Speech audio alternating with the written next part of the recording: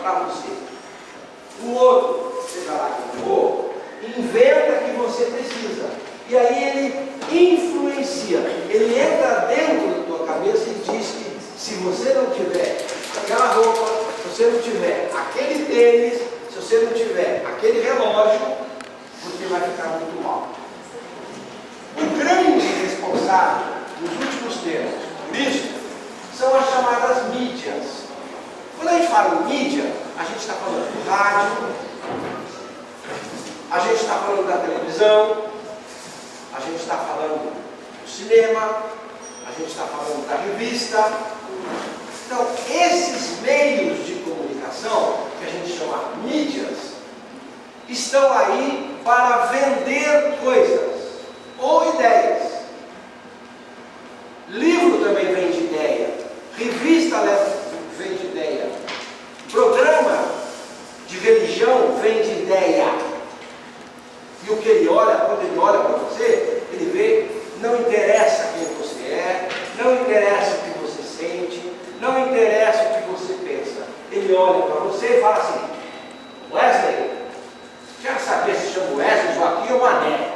O Wesley pode comprar o que eu quero que ele compre. Então, as mídias olham para mim e para você somente como consumidor, como comprador. Você não vale nada para a televisão, nenhuma televisão, nenhum programa de televisão, você não tem a menor importância, a menos que você compre.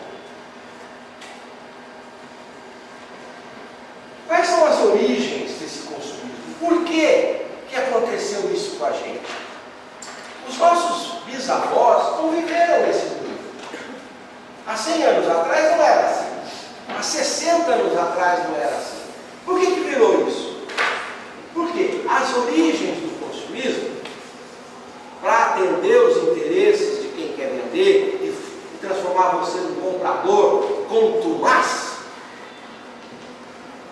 tem a ver com a emoção, tem a ver com a sociedade, tem a ver com os interesses financeiros e tem a ver com as condições psicológicas. Psicológico é aquilo que está lá dentro, aquilo que eu preciso falar dele para ele existir. Ou então eu me ferro. Se eu estou muito triste e eu consigo conversar com alguém, eu desabafo, eu alivio. Mas se eu estou triste, estou chateado, estou mal e não tenho com quem falar, eu me ferro. Eu me dano. É como se eu pegasse uma faca e enfiasse em mim. O consumismo tem causas psicológicas. Por quê? Porque todos nós somos muito carentes. Todos nós precisamos de colo, todos nós precisamos de alguém que fala que gosta da gente, todos nós precisamos de alguém que reconheça que a gente fala coisa legal, todos nós precisamos de alguém que diga: puxa, que legal que você chegou. Todos nós precisamos de alguém que espere a gente em casa. Quando a gente não tem isso, ou tem pouco isso, a gente fica mais frágil ainda. A gente fica como uma plantinha que você arranca a raiz e aí ela fica solta. Uma plantinha, quando ela tem raiz, pode vir vento, pode vir chuva, que ela se segura. Mas quando tira da raiz, ela fica solta. Ela vai para lá e para cá. Aí fazem da gente, que é muito frágil, o que bem entendem. Os espertalhões que estão aí, que não têm o menor respeito por você, exatamente porque você não aprendeu a se respeitar, ele fala: pô, Zé Mané, Maria Joana, não carrega para mim. E faz de você o que bem entende.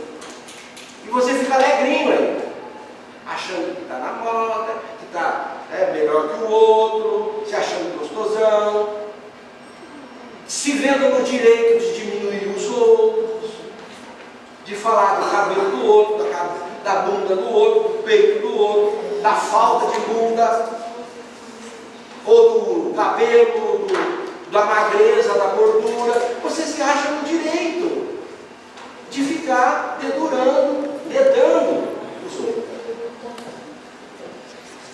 Juntas essas causas todas aqui, essas origens todas, o que elas fazem? Elas fazem a gente, elas levam as pessoas a gastarem o que podem e o que não podem. Porque aí o cara acha que se ele tiver um troco no bolso, ele compra alguma coisa que vai suprir aquela carência dele. Na realidade, nós temos uma série de exemplos, e depois o pessoal poderia passar para vocês lá nas atividades, no vídeo, que vai mostrar uma menininha, que aí quando pedem para ela apontar quantos pares de sapato ela tem, ela vai e tira do armário e ela se assusta, porque ela tem 32 pares de sapato. Para quê? Ou um menino que ganha um monte de brinquedo, né? Quando a boca já morreu, ganha um monte de brinquedo, e aí pergunta, qual brinquedo você mais gosta? O molequinho vai lá e pega um bonequinho desse tamanho. Que aquele ele gosta, mas o quarto está cheio de brinquedos. Para quê?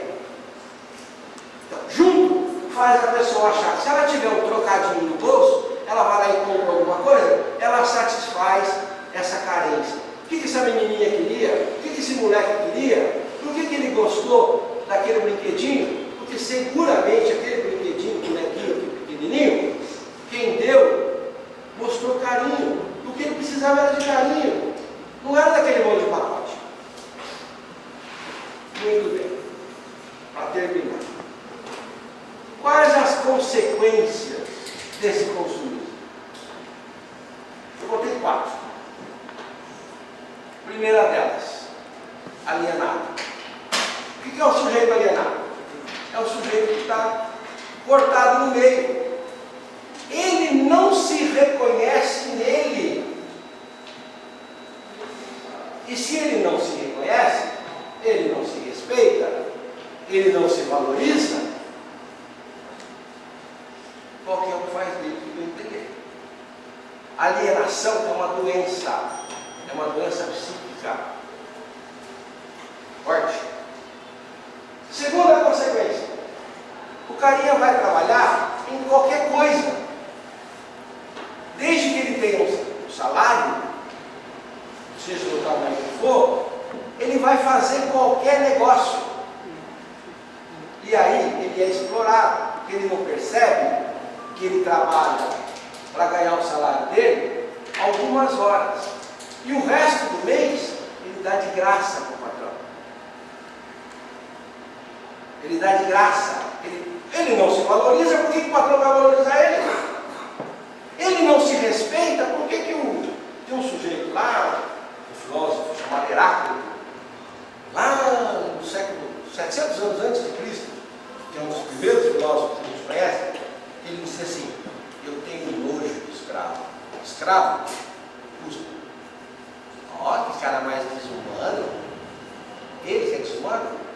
Porra, se o escravo aceita ser escravo, por que eu vou respeitar o escravo se ele aceita ser escravo? Se você aceita ser um Zé Manel, uma Maria Joana, por que os outros têm que te respeitar? Se eu aceito que caguem na minha cabeça, por que eu vou ficar querendo que você olhe para mim com cuidado? Alienação e exploração do trabalho. Terceira consequência, aumento de supérfluos. A gente precisa chegar em casa hoje e abrir o armário. Lá o teu armário ou o armário da tua cozinha, lá da tua casa.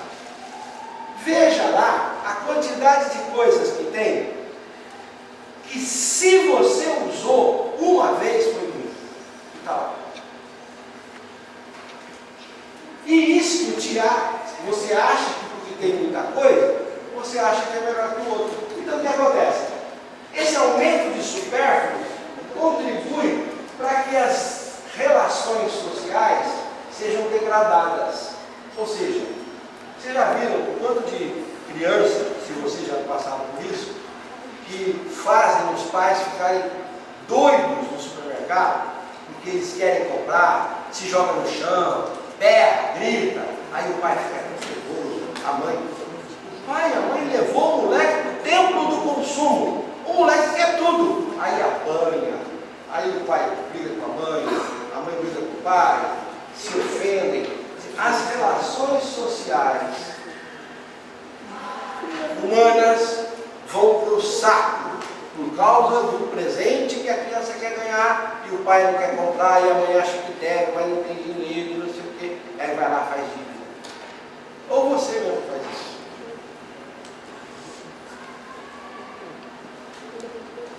Penúltima consequência. Essa história de consumir demais, de consumir sem necessidade. Eu vou falar isso para vocês porque vocês estão numa idade bem legal de evitar isso. É possível que seus pais, se são as pessoas da minha idade, muitos já não tenham mais filho. Mas você pode evitar. Uma doença, um distúrbio chamado oneomania. O que é oneomania? É um distúrbio psicológico que dá no indivíduo, veja, no indivíduo, em mim, em você, que é esta vontade incontrolável de comprar, essa vontade incontrolável de consumir, essa coisa que você não percebe e isso vai se avolumando. Hoje você quer, amanhã você quer mais, depois você quer mais, depois você quer mais, e você vai fazer qualquer coisa para consumir. Oneomania. Consumir vai desde consumir a bobagem que tem no shopping, a besteira que você consome no shopping, a achar que você é ilustrado, você estuda. O teu discurso é elaborado, que você faz programas de rádio melhor que os outros. Afinal, você é mais estudado. Isso é tão babaca quanto viver, ficar de comprar bobagem para o público, para casa, etc. Oneomania. E a última consequência,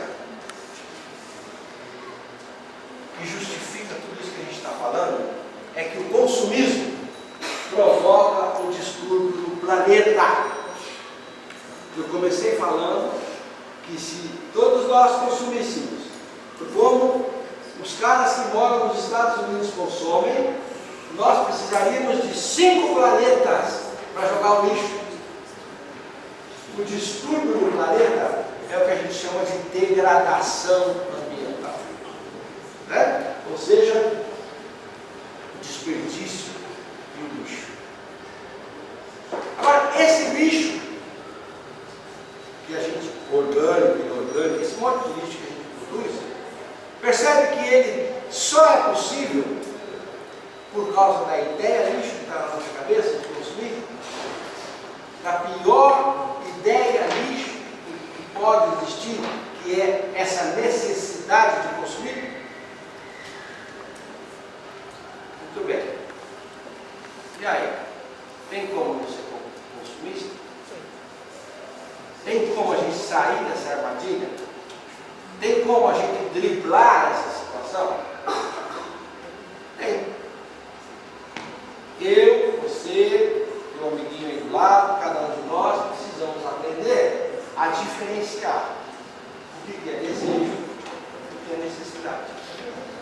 O que é que eu preciso de verdade para viver e o que é que eu tenho e não preciso, mas eu tenho. Faço questão de ter. Quem pode dar essa resposta? Não sou eu, não é nenhum de nós adultos aqui, é você, para você mesmo. De novo, aquilo que eu falei lá da outra vez, a pessoa mais importante que está nessa sala é quem pode responder essa pergunta. É quem precisa fazer essa diferença entre desejo e necessidade.